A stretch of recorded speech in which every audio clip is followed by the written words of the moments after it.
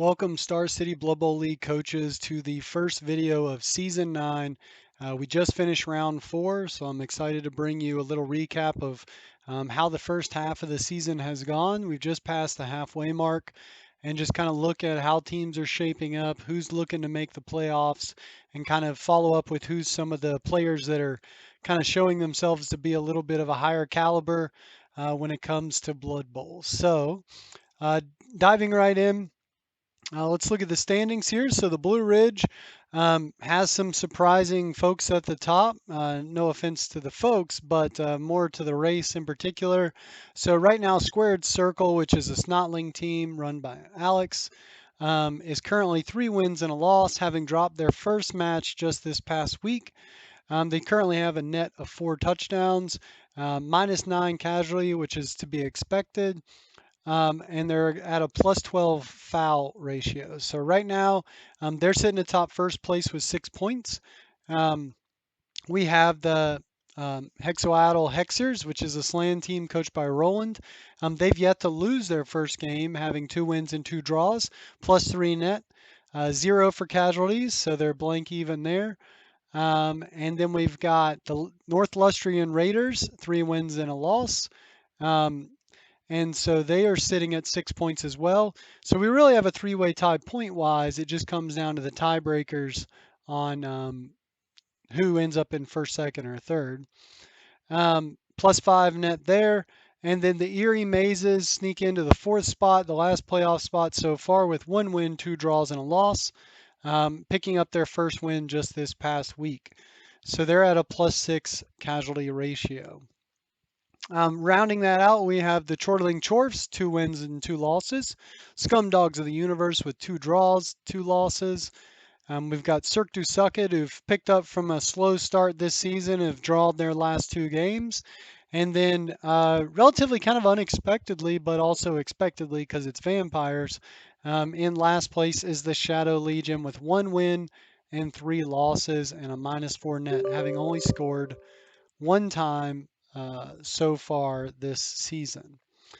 And so with that, that wraps up the Blue Ridge. In the Mill Mountain, we've got the Karaberg Lancers, the Imperial Nobility, currently with 7 points. That's good enough to put them in first place for the league overall. 3 wins and a draw. Got a plus 3 net, so they're not scoring a super ton, but they're not giving up a lot of touchdowns in return. They are getting outcast at a -2. We've got followed up by the Half Pint Hellions with 2 wins and 2 draws, plus 2 net touchdown there, plus 1 net casualty, which is surprising for halflings. Rounding that out, we have the El Dorado Dodgers with 6 points. They've had 3 wins and 1 loss, plus 4 net touchdowns, 5 on casualties. And then also surprisingly, we have the Stunty Lizardmen, the Jurassic Prowlers, in 4th place with 5 points. They've got 2 wins, 1 draw, and a loss. Rounding out the rest of the Mill Mountain, we've got the Camino Commandos, the human team coached by Gerald. They're at 1 win, 1 draw, 2 losses. The Sanitation Workers, 1 win, 1 draw, 2 losses. The Safari Sorcerers, 1 win and 3 losses. And then the Bone City Death Squad have dropped their 4th in a row as well. And so they have only found the end zone 1 time, but have been scored on 10 times so far. And they've not been able to get a single casualty all season. So that's the rankings right now. Kind of diving into, let's look at some of the honors. We haven't looked at that. Let's start with some of the team honors. So right now, the most valued team sitting with the biggest bloat of team value is the Chortling Chorfs at 1,260 team value. The next other teams are kind of following in the 1150-ish range. Most famed so far, we've got 2 teams with 6 dedicated fans. That's the Karaberg Lancers and the Half Pint Hellions, which are both undefeated teams so far this season. Most experienced right now, it's the Amazons from North Lustria, who have accumulated 55 SPP so far, followed closely behind by the Camino Commandos and the Jurassic Prowlers and the El Dorado Dodgers. And so we've got a bunch of teams sitting around 50 to 55 SPP so far, so pretty close race there. Most versatile, this is adding in fouls plus completions, injuries, etc. Squared circle, the Snotling team, I'm assuming because of their foul ratio, have put them up into 43 points. Pretty solid lead there. Best offense, so most scores so far is the Jurassic Prowlers, having scored 10 touchdowns. Best defense, we've got a few teams, the Northwestern Raiders and the Careburg Lancers have each given up 2 touchdowns so far. And then if we go into the most beast category, we've got 2 teams, the El Dorado Dodgers and the Chortling Chorfs have accumulated 8 casualties apiece. And most injured right now, it's led no doubt by the Snotlings of Squared Circle, having accumulated 20 injuries thus far. So far, the most deaths caused are by 2 teams. The Cirque du Sucket Nurgle and the Northwestern Raiders have each killed 3 players, sent them to meet the underground layer of wherever Warhammer Fantasy's hell is. But there. Um, Most dirty player right now, the two stunty teams, Snotlings and Halflings, both have 13 and 10 fouls committed, whereas the Half Pine Hellions are a little better at not getting caught because Squared Circle has had more send-offs than they've had fouls. I'm assuming that's because of secret weapons they have induced or have on their roster. Most completions, so far Camino Commandos have 8 completions, leading the league in passing. We've had 3 interceptions, which is a crazy amount considering I don't think we've had any for like 3 or 4 seasons, and now we have 3 in one season, just through 4 games. And then best stunty right now, there's a tie of a 75 win ratio for the Half Pine Hellions and Squared Circle, and theoretically the Jurassic Prowlers are on here too. They're probably around a probably 65% win percent ratio, so they're being third place. Best run so far, consecutive wins, is the Careburg Lancers, having won their last 3, and Squared Circle have also won their last 3. Worst run right now is the Bone City Death Squad. They've lost 4 straight. So let's look at players. So far, the highest paid players in the league, there's a 3-way tie between Sofer Pia Guard, which is a Bull Centaur Blitzer, Nuh-uh, which is a Bloodseeker for the Eerie Mazes, and Count Orlok, which is a Vampire Blitzer for the Shadow Legion. Most valued big guy right now, there's a 2-way tie between Pong Krell, the Camino Commandos Ogre, and Beefcake the Mighty, the Scumdogs of the Universe Renegade Ogre. Most valued stunty right now, it's Iota, who's a Jurassic Prowler's Skink Runner lineman. Most experienced right now is Skulk Death Shrieker, which is a gutter runner for the Underworld Denizen Sanitation Workers. They've accumulated 20 SPP and 19 SPP for Rosamunda Skull Heaver, which is a halfling catcher, I think that just recently picked up plus movement. And then there's some other folks closely behind. Most versatile is Cody the Thrower for the Camino Commandos. Most scores, 2-way tie between Skulk Death Shrieker and Rosamunda Skull Heaver with 5 touchdowns apiece. There's a 3-way tie for most beast right now. There's a Eagle Warrior Limeone, Peacock's Distracting Talent, Agbal the Silent Maker as a bloater for Cirque du Sucket, and Count Orlok all have 3 casualties apiece. Most injured is led by Axcoatl, which is a lineman on the Hexoatl Hexers Slan team. He's been injured 3 times in 4 games. He must be a frequent on the line lineman. 3 players have gotten the MVP 3 times. Coal Black for the Sanitation Workers, Peregrine Flies in the Wind, and Nuh-uh for El Dorado Dodgers and Eerie Mazes. Most dirty player right now is Ebrigisel Maggot. I probably butchered that for the Half Pine Hellions. He's committed 7 fouls. And Kumzak for the Squared Circle have also committed 6 fouls. Most of the send-offs look like they're being held by the pump wagons, just being secret weapons and the fungus flingas. Well, the rest of the time, it doesn't look like there's actually that many caught sent-offs. Most completions, Cody, like I said, is leading the league with 8, and most interceptions, there's a three-way tie for 1 apiece. So that's how the honors are looking right now. Let's look at the matchups for round 5. Like I said, there's only 3 rounds left, 5, 6, 7. So these are the good ones and make them count. First off, we have the Shadow Legion and the Scumdogs of the Universe. So Shadow Legion are obviously coming off some less than expected stellar play lately, having some done pretty well defensively, but atrociously offensively. But similarly, the Scumdogs of the Universe haven't been lighting up the end zone so much themselves. Both of these teams are actually pretty evenly matched um, comparatively.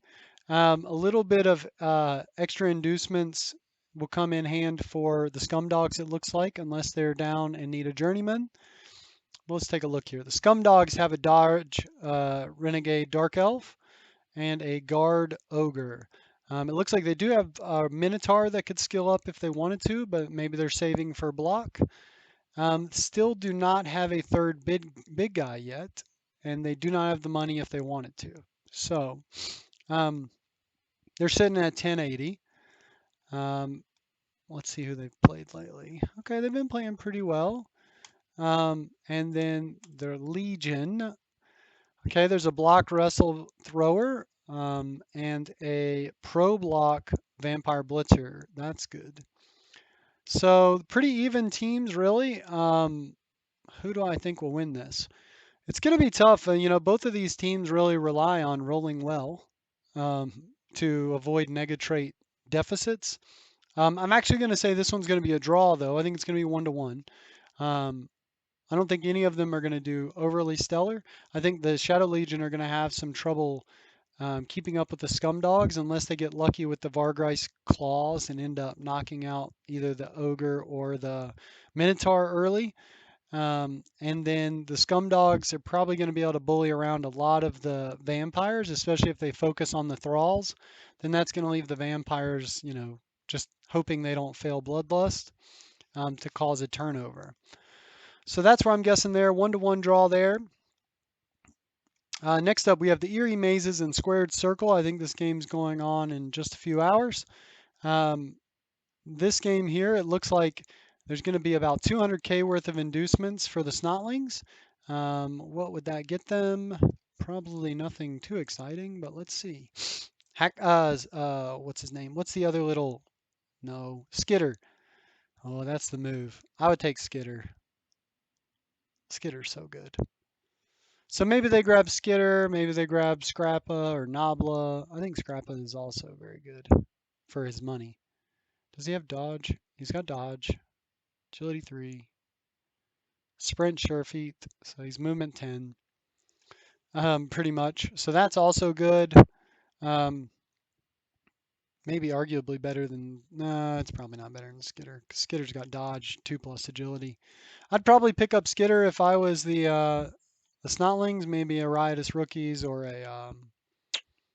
or they don't get Riotous Rookies. What do they get? Or they do get Riotous Rookies, but that's not what I would get. Maybe a bribe or something. The Eerie Mazes, they've got one pumped up Bloodseeker with block and claws. Not going to be super helpful unless they're able to get a hold of some trolls or a pump wagon or something.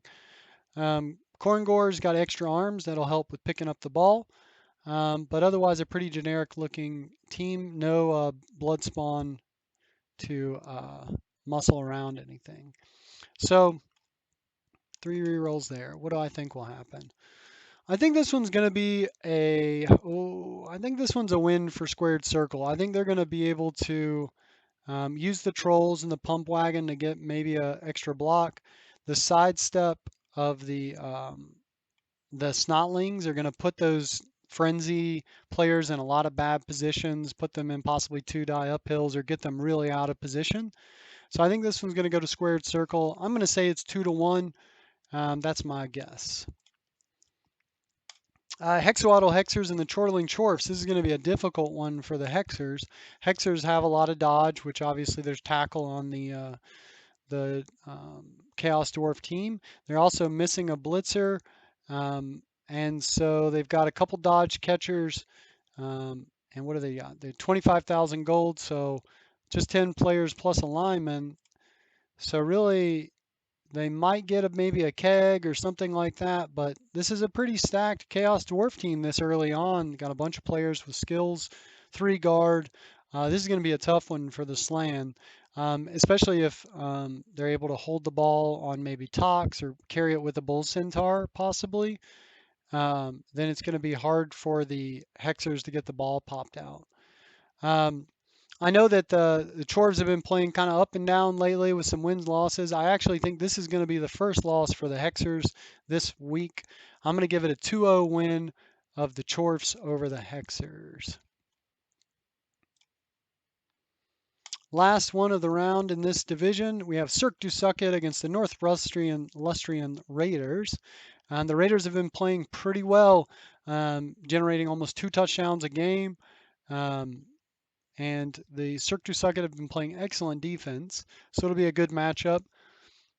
We've got still no rot spawn, 100k, so saving up. Maybe next game we'll have the rot spawn show up for Cirque du Socket. Couple block bloaters, a sure hands Pestigore, which is good to have, but 11 players against the Northwestern Raiders, which also have quite a few skills already. So a handful of block dodge, 4 blodgers, and a kick. I think they have 11 players, so no extra stuff there, but they have 195k. What would they buy? I don't think they need anything. Yeah, so I think they're probably just sitting on that money right now in case they lose a big player. So what will happen here? Who have they beat? They beat there, lost there, one there, one there. And then Cirque du Socket, who have they been playing? Oh, this one could be close, but I think this one's going to end up going to the North Lustrian Raiders. I'm going to give it a 2-1. That's my prediction there. All right, moving into the Mill Mountain Division, we have the Safari Sorcerers High Elf team. Started off hot their first round, blowing out their opponent, and then kind of faltered these last 3 games. And the Eldorado Dodgers have bounced back quickly from the loss they had of the Caraburg Lancers, where they took on some pretty significant injuries to their blockers. Having hired some new ones and pumped those up, they're sitting in a pretty good spot. What do we got here? So just a catch dodge catcher and a block lineman, 1 thrower, 2 blitzers still. And we've got a pretty pumped up team. 1, 2, 3 blodges and a wrestle dodge with a sure hands thrower who's also sitting on another skill if they wanted to. What would they want? They want leader. You should take leader. Yes, that's all I have to say. You should take leader so you get your 3rd reroll. All right, so assuming they do that, then that's going to be a much easier game for the Dodgers. I'm going to give this one, I'm going to say it's 2-0, Dodgers over the Sorcerers. Half-Pied Hellions against the Jurassic Prowlers, a stunty on stunty match. This one right here, it took a first couple games for the coach of the Hellions to get a hold of Halflings, but he picked up in the back end, picking up 2 losses.